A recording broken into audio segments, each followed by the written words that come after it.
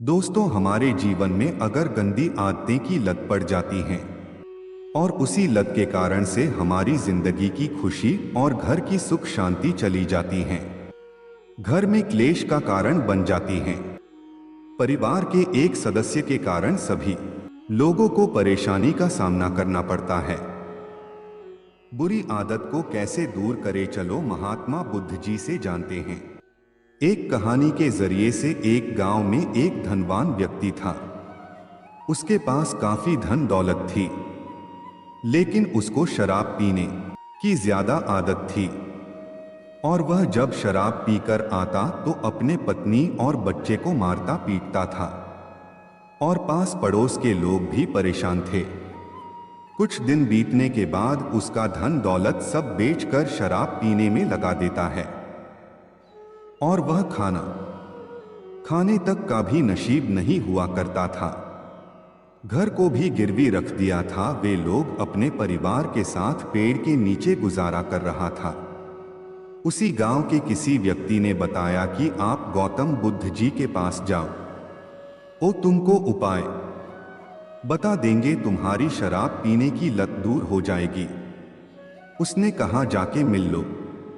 और गांव के बगल वाले गांव में आए हैं। तब शराब पीने वाला बुद्ध के पास जाता है और प्रणाम करके बोला उदासी मन से, हे गुरुदेव, मैं शराब के लत से बहुत परेशान और दुखी हूं। शराब की वजह से मेरा घर बर्बाद हो गया है और मेरे पास बहुत सारा धन था, लेकिन अब भिखारी हो गया हूं। अब भूखे मर रहा हूं। मैं शराब के बगैर नहीं रह पाता हूं। मेरे घर की सुख शांति नष्ट हो गई है। कृपया आप मुझे कोई सरल उपाय बताएं जिससे मेरी शराब छूट जाए और घर की सुख शांति भी वापस आ जाए। यह सब बातें सुनकर तब बुद्ध जी कहते हैं, जब तुमको इतना नुकसान होता है तो उसे तुम छोड़ क्यों नहीं देते हो। तब इसके बाद शराबी बोला, हे गुरुवर, मैं शराब को छोड़ना चाहता हूं, पर यही मेरे खून के कतरे कतरे में इस कदर समा गई है कि मुझे छोड़ने का नाम ही नहीं ले रही है। तब महात्मा बुद्ध जी यह सुनकर बोले, ठीक है, आज तुम अपने घर जाओ, कल फिर से सुबह सुबह आना, जब शराब न पी हो, तब मैं बता दूंगा कि शराब कैसे छोड़ना है।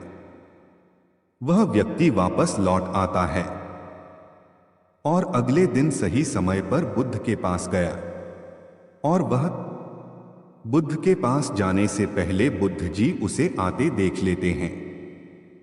उसे देखते ही बुद्ध जी एक बगल में पेड़ को पकड़ लेते हैं।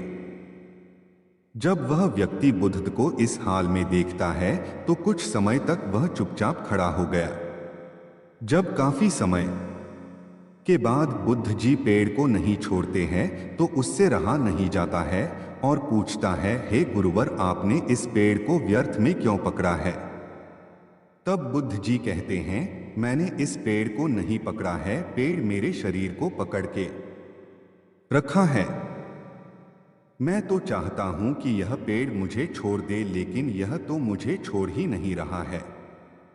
यह सुनकर शराबी हैरान हो जाता है और वह बोला, गुरुदेव, मैं शराब जरूर पीता हूं मगर बेवकूफ नहीं हूं। आपने इस पेड़ को डोट जानबूझकर पकड़ के रखा है। भला यह पेड़ कैसे पकड़ सकता है, आपको यह तो हिल भी नहीं सकता है।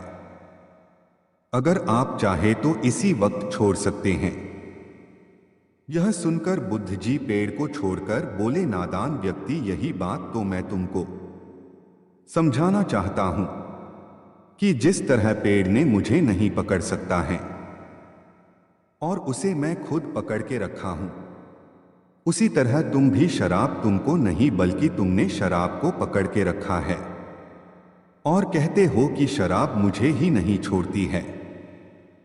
और सत्य यह है कि तुम अपने मन में यह निर्णय लो कि मुझे शराब अब नहीं पीना है, निश्चय उसी समय तुम्हारी शराब पीने की आदत छूट जाएगी।